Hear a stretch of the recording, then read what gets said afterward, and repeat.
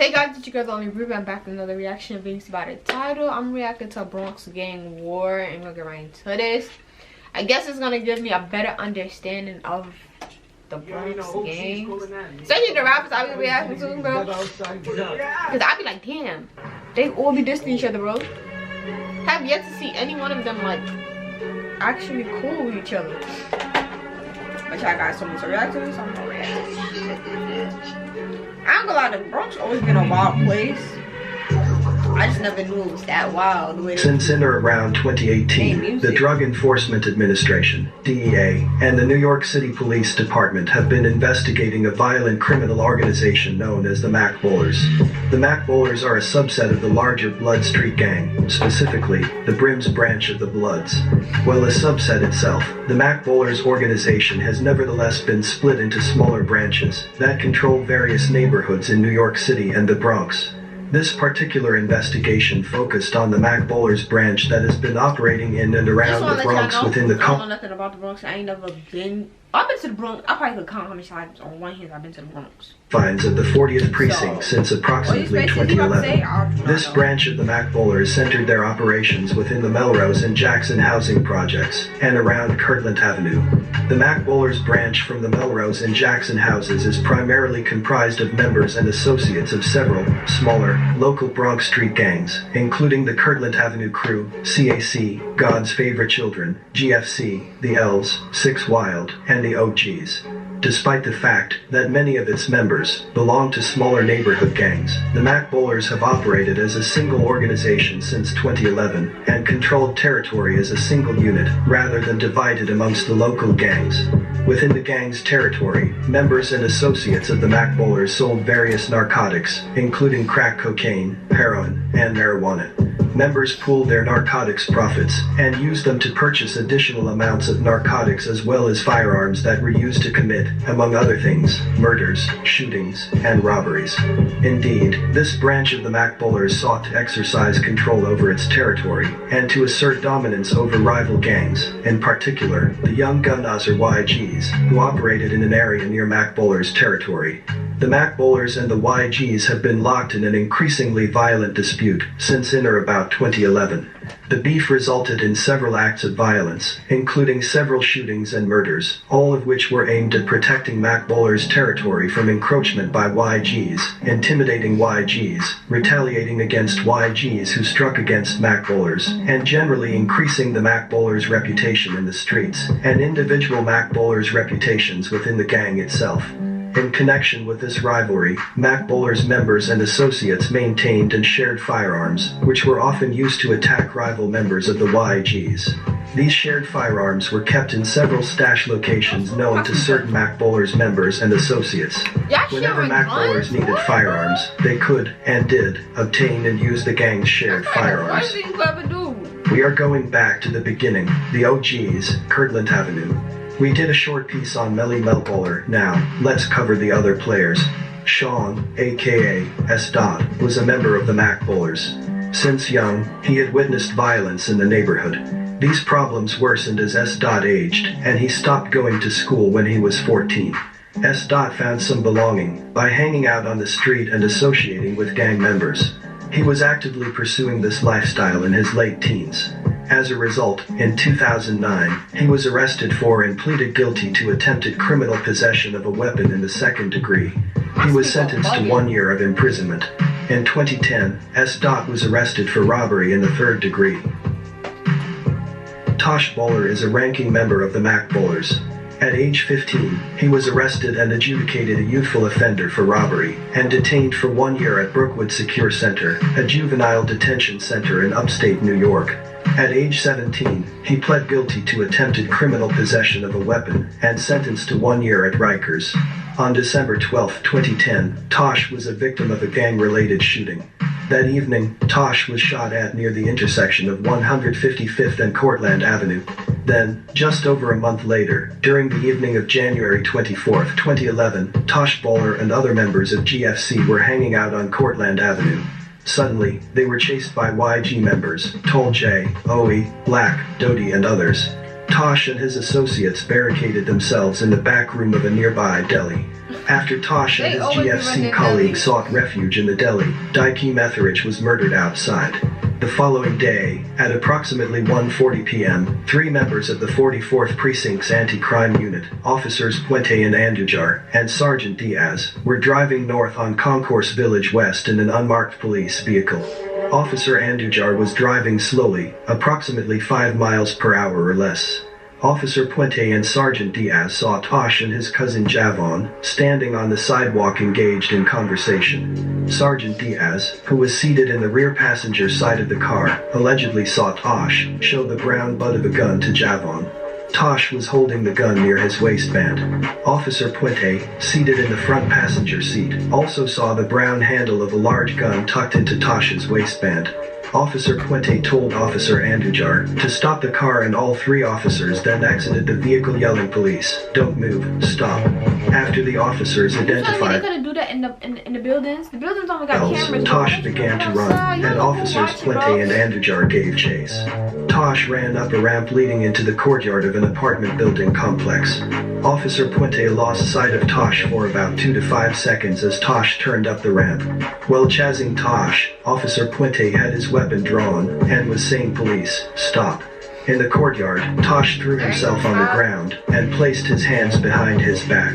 Officer Puente did a visual inspection of Tosh and the surrounding area, but did not recover a gun. Officer Puente then escorted Tosh back to the sidewalk along the same path Tosh had run, looking for a gun.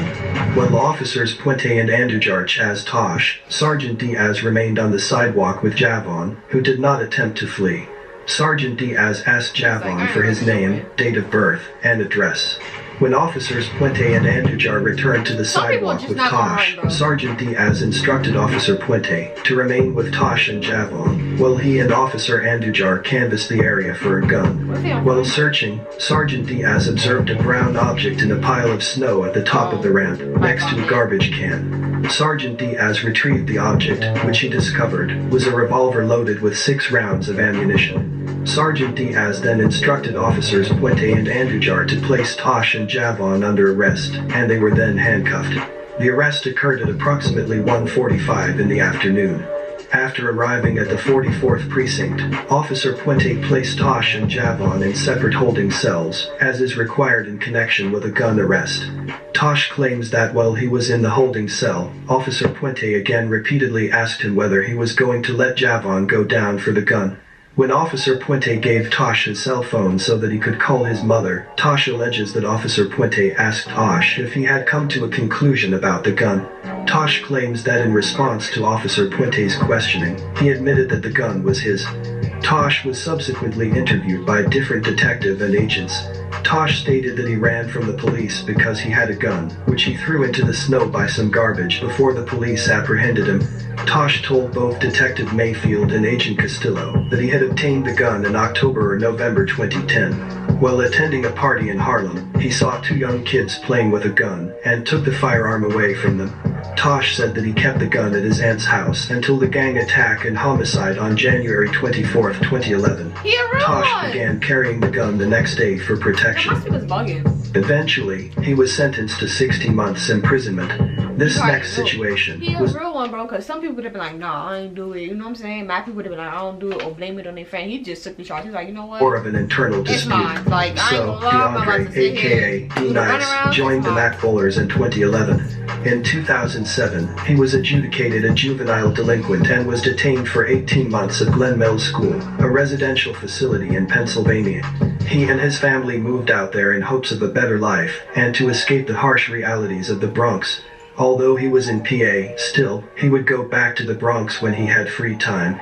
In 2011, shortly after the Pennsylvania stint, he and his brother, Suki, were sent back to the Bronx to care for their aunt, who was ill. Danny Delgado was an older dude that stayed in the area and had recently came home from a 20-year bid. On August 1st, 2011, Nathaniel, aka Juntao, was approached by Delgado. To some degree, Delgado basically pressed Juntao in front of everyone present and told Juntao to stop flirting with his girlfriend. Juntao felt disrespected, but allowed Delgado to walk away. The same night, Juntao approached D-Nice and asked him to go shoot Delgado. During this time, D-Nice was only an associate of the Mack Bowlers, but most who repped OGs were becoming or attempting to be Mack Bowler at this time. Anyway, D-Nice agreed to commit the murder, which was a means for him to gain heightened status among the Mack Bowlers. So, D-Nice walked to Delgado's residence in the vicinity of 281 East 153rd Street in the Bronx. Upon arriving outside the building, D-Nice found Delgado getting into a car with other people. He walked up to Delgado and opened fire, shooting Delgado 3 times in the right side of his body. After hitting his target, D-Nice fled the scene on foot. Delgado died from his injuries later that night. A few days later, on or about August 10, 2011, D-Nice was arrested by the New York Police Department and charged by the Bronx District Attorney's Office with Delgado's murder. At the time, he weighed around 120 pounds and could not survive in Rikers without gang affiliation. He then became a Mack Bowler. On September 15, 2011, Jose Webster, 15, was shot. You wanted to join the gang, okay, you're now you're in it, but you're about to go to jail for 5 years life because you just killed somebody. But now I get it, and I really don't, but I understand, like, so now he's gonna be in jail, but he's gonna have Nice walked to Delgado's residence. But why would you want to go to jail, bro? 153rd Street in the Bronx. Upon arriving outside the building, D-Nice found Delgado getting into a car with other people. He walked up to Delgado and opened fire, shooting Delgado 3 times in the right side of his body. After hitting his target, D-Nice fled the scene on foot. Delgado died from his injuries later that night. A few days later, on or about August 10, 2011, D-Nice was arrested by the New York Police Department and charged by the Bronx District Attorney's Office with Delgado's murder. At the time, he weighed around 120 pounds and could not survive in Rikers without gang affiliation. He then became a Mack Bowler. On September 15, 2011, Jose Webster, 15, was shot to death on Teller Avenue on 168th Street. It happened a few blocks away from his home in the Daniel Webster houses, and 2 weeks before his 16th birthday. Jose Webster, aka Spilts, was YG. Around 8:50 p.m., Jose was walking his girlfriend home when 2 men approached them and picked a fight with them. One of the assailants fatally shot him in the chest. A witness said his girlfriend at his time leaned over his body and begged him not to leave her while he lay on the ground, trying to breathe. Allegedly, Juntao was responsible for the murder. That rivalry escalated in April 16, 2012, after several YG gang members, such as Ann Flocka and Rel, got drunk and began arguing among themselves about who put in more work. So, they went to OG's territory, the Melrose housing projects, to settle their dispute. Upon arriving at the Melrose projects, members of the YG saw Noah and attacked him. During the attack, Noah's skull was fractured in several places. The group left Noah to die. Following the stomping, they bragged to fellow YGs about what they had done. After the murder, Mack Bowlers gang members retaliated against the YGs in multiple shootings. Navin, aka Dollars, was a Mack Bowler gang member. In or about April or May 2012, Dollars aided and abetted a shooting committed by a co-conspirator in the vicinity of the Patterson houses in the Bronx. No one was hit. On or about December 27, 2012, Dollars shot at 2 rival gang members who disrespected one of Dollars' family members. No one was hit in this situation either. S. Dodd, who we spoke about earlier and was in jail for the robbery, was paroled in May 2013. His sentence was reduced, which allowed him to be home for this next situation. On July 27th, Mack Bowlers, S. Dodd, Dwayne, Chuck, Dollars, and others had murder on their mind. They traveled to the vicinity of 338th East 140th. Get more respect, or maybe it's just me mad respect if you just fight it out, bro, because everybody could shoot a gun, but not everybody could fight. Patterson houses in the Bronx. No one was hit. On or about December 27, 2012, Dollars shot at 2 rival gang members who disrespected one of Dollars' family members. No one was hit in this situation either. S. Dodd, who we spoke about earlier and was in jail for the robbery, was paroled in May 2013. His sentence was reduced, which allowed him to be home for this next situation. On July 27th, Mack Bowlers, S. Dodd, Dwayne, Chuck, Dollars, and others had murder on their mind. They traveled to the vicinity of 338th East 145th Street, rival territory, where they shot someone in the ankle. Dwayne acted as a holster, somebody to hold a gun, but the gun he brought was not used. Chuck supplied S. Dodd with the gun used for the shooting. Dollars also brandished a gun during the shooting. Dollars was on probation after being arrested for a .38 caliber revolver this day. Jafari, aka JJ, was another Mack Bowler, and has been since at least 2011. As a member of the Mack Bowler, Dollars sold crack cocaine, heroin, and marijuana within the gang's territory. During the period within which he sold narcotics, he was personally responsible for distributing at least 196 grams of crack cocaine. JJ also carried a firearm to protect his narcotics and the gang's narcotics territory, and to commit several acts of violence. For example, on or about October 4, 2013, JJ and several other members of the Mack Bowler contacted a local marijuana dealer purportedly to set up a marijuana transaction. JJ, however, actually intended to rob the marijuana dealer. To that end, he obtained from his apartment a .32 caliber handgun, and met with a dealer in the vicinity of 700 Morris Avenue and 153rd Street in the Bronx. There, JJ brandished a firearm, and he and his fellow Mack Bowler robbed the dealer. During the robbery, JJ shot the dealer in the leg. On October 30, 2013, Dollars was arrested, along with several other Mack Bowler, after one of the gang members was caught with a loaded .32 caliber firearm. Keith, aka Keefe, was a violent member of the Mack Bowlers. On November 15, 2013, Keefe shot two people in the Morehouses in retaliation for the death of Noah, a fellow Mack Bowler from Cortlandt Avenue. He learned that one of the YG dudes involved in Laura's death was hanging out in the Morehouses because someone from the Morehouses posted a picture of the individual on Facebook. He then went to the Morehouses to shoot the person who posted the picture because he was upset that the individual had been permitted to hang out in the Morehouses. During the attack, two individuals who were not the intended targets of the shooting were injured. One victim was shot in the leg, and another victim was shot in the face, on his left cheek. Both victims were treated for gunshot wounds at the emergency room. June 2014, Suki, brother of D. Nice, attempted to murder individuals at the Dykeman houses, 3784 10th Avenue. A little over a week later, on June 26 that year, Dollars was the shooter in a shooting that occurred while he was on probation. This next situation was a Mack on Mack beef. So, back to D. Nice. D. Nice was acquitted for the 2011 Delgado murder on February 17, 2015. While he was detained between 2011 and 2015, D. Nice became a member of the Mack Bowlers, and continued to commit acts of violence as part of his gang membership. His execution of Delgado helped him achieve a stronger reputation and status within the gang. While detained on Rikers Island, D. Nice participated in at least 2 assaults on other inmates, including one instance in which D. Nice slashed another inmate across the face with a sharpened object. Following his acquittal and release from jail, D. Nice continued his affiliation with the Mack Bowler. During his brief time in the community in the summer of 2015, D. Nice resumed selling crack cocaine with other Mack Bowler members, and carried a handgun on his person. On June 14, 2015, Chuck was involved in the planning and execution of D. Nice. Come to find out, the man D. Nice killed, Delgado, was actually Chuck's uncle. As a result, Chuck was teased and disrespected by other Mack Bowler members and associates for not getting back, in part to avenge his uncle and in part to improve his reputation among the Mack Bowlers. He planned with at least one other individual for D. Nice to be shot. Chuck and another individual confronted D. Nice at a cookout, during which they engaged in a shootout. D. Nice was able to up his gun, but the individual who Chuck came with was faster with it, resulting in D. Nice receiving a gunshot wound to the chest.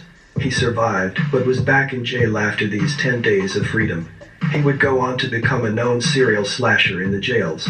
On June 16, 2017, Tosh Bowler shot at and attempted to murder a rival IG's gang member named Boo Harvey, near the intersection of 158th and Park Avenue in the Bronx. He shot at Boo Harvey because Harvey had been observed in an area controlled by the Mack Bowler, which was perceived by Mack Bowler members as a slight. While the defendant targeted Harvey, he hit an individual named Isaiah Sparks in the leg.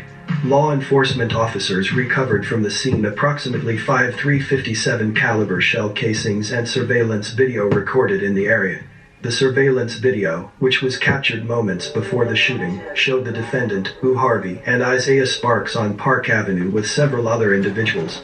The defendant could be seen wearing a royal blue hooded sweatshirt and distinctive black and white pants.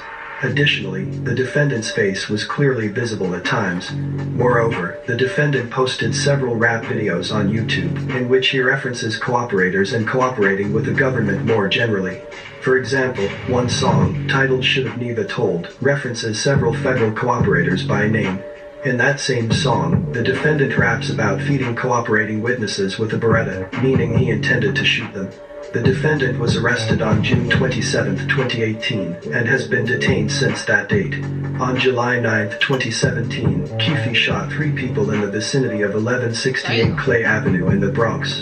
While at a memorial cookout for fallen Mack Bowler member T-Money, Keefe believed that he had been disrespected by another member of the Mack Bowler, who accused the defendant of running away from members of the YGs. He left the cookout and returned shortly thereafter with a gun.